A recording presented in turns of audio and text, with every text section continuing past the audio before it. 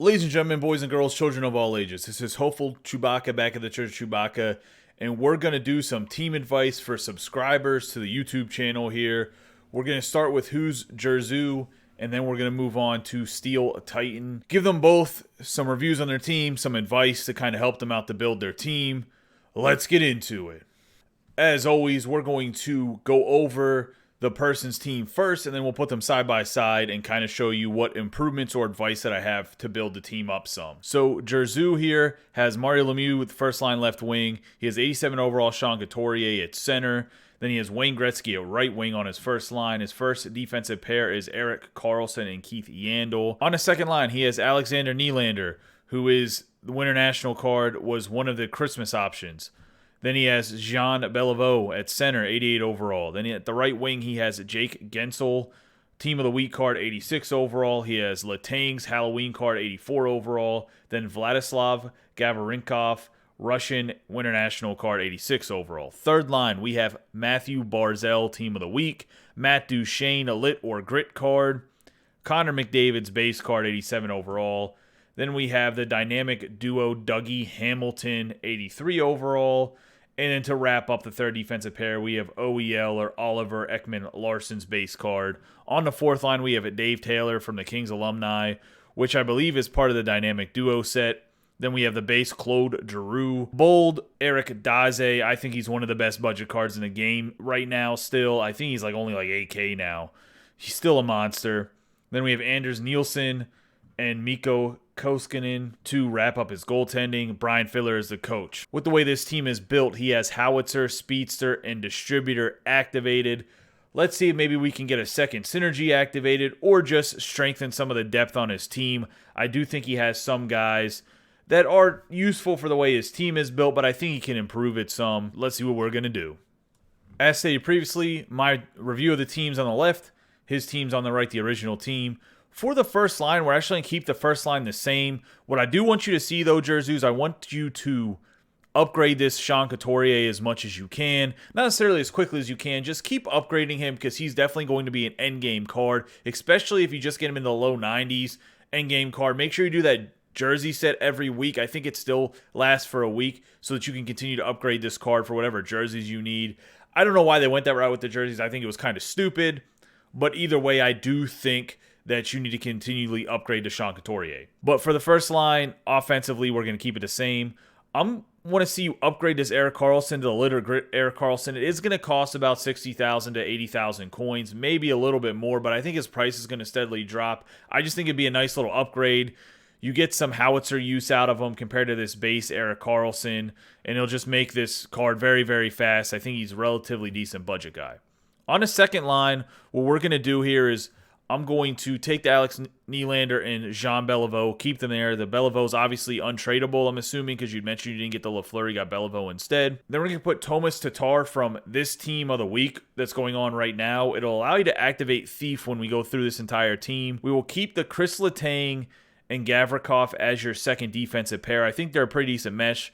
Chris Letang is very fast. This Gavrikov is somebody that plays above average whenever you have Howitzer activated as well as a distributor. We're going to pop down here, and I would make Brock Besser up to at least the 86 overall. It'll give you Speedster. You could put him at 85 overall as well, or even just the 84 overall, but I would continue to upgrade that Brock Besser as well because he's going to be another endgame card. He has ridiculous attributes even if you don't have the best synergies activated, so I would go and work towards the Brock Besser as well as Sean Couturier, as I've already mentioned.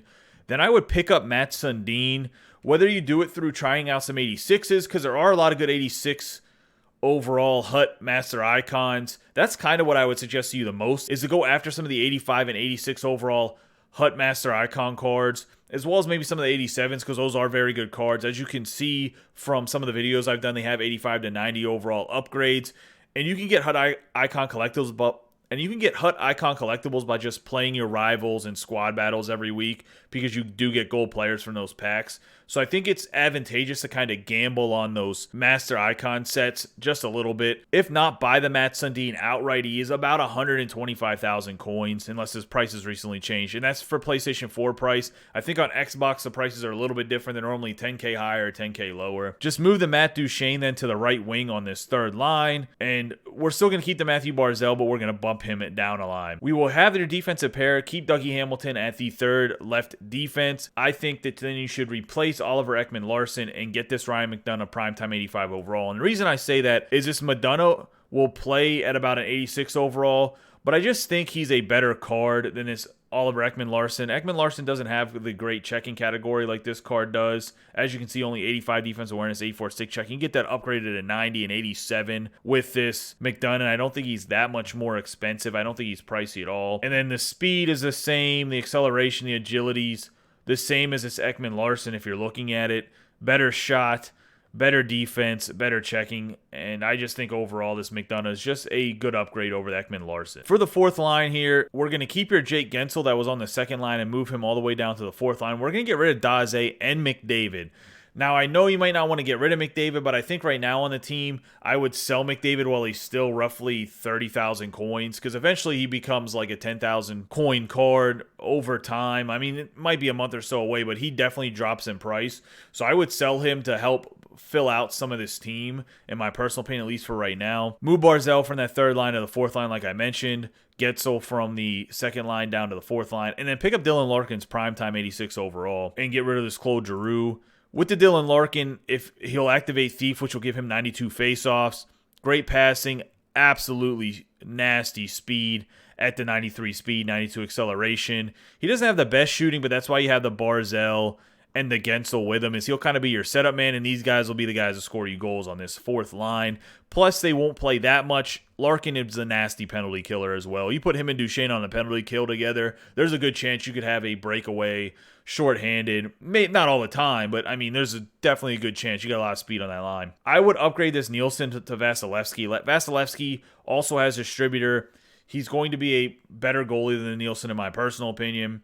And I do think that he comes at like an 8,000 coin price, which is a pretty good price for an 86 overall goalie. Keep Brian Fiddler, and what we're going to see synergy-wise, what the teams look like different is I think it's going to be relatively the same, minus we're activating Thief for some of these centers. It makes your Beliveau a little bit more handy. Tomas Tatar does have Thief. He doesn't play center, but that's one of the reasons why I picked up this Tatar and put him over in this slot, because I think has good attributes whenever you have distribute and everything activated. Pretty fast, good shot, and he's a relatively good budget card at the 88 overall. I don't think he's too pricey coin-wise. There's some other options that we can talk about if you don't like this Tatar. I just thought this card was a pretty good fit. What this build activates is it keeps the Howitzer activated, Speedster, Thief. We get Distributor activated. It doesn't really switch any of your team synergies.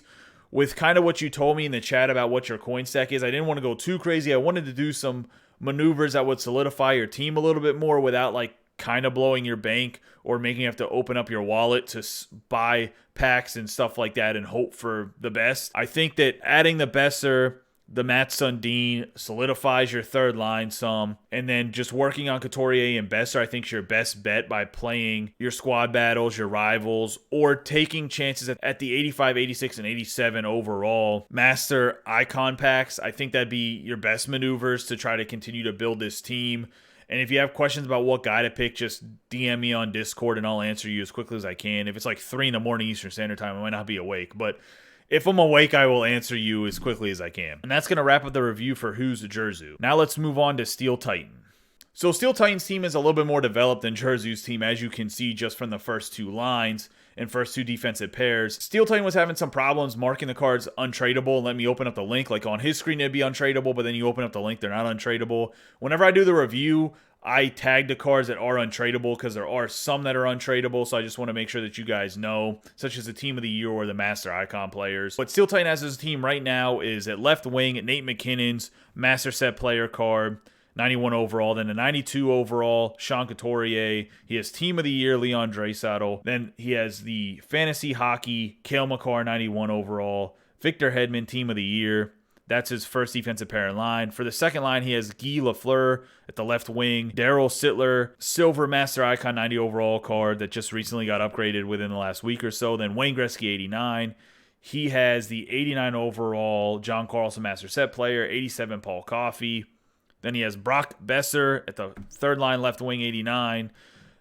Mario Lemieux, 89 overall at the third center.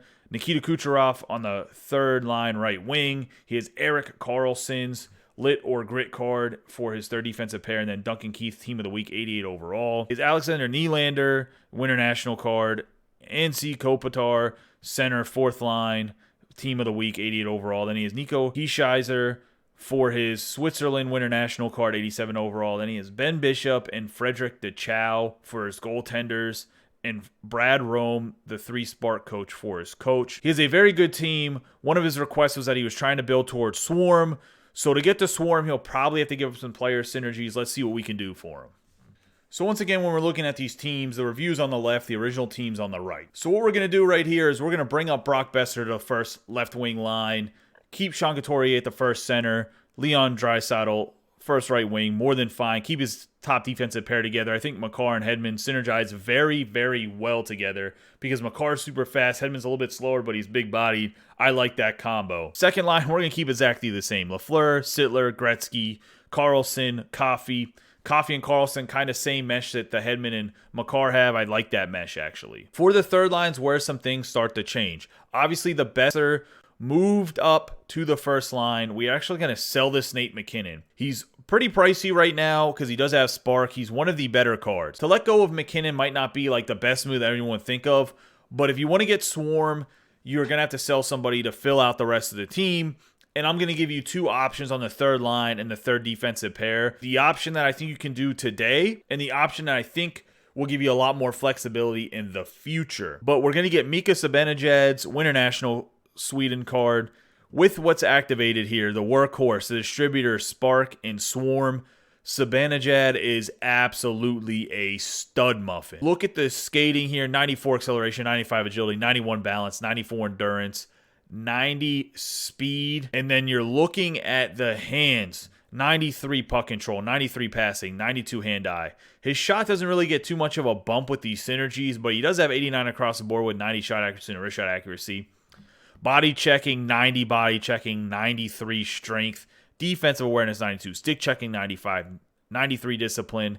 He's just a monster. He plays at almost 91 overall. Like, that's just amazing for this card. He fits perfectly in your synergies. Lemieux's going to stay at the third line center. Then we're going to pick up this Pettersson here. This is another card. You get these synergies activated. He just plays so well. Look at the puck control, the passing, the stick checking, the defensive awareness.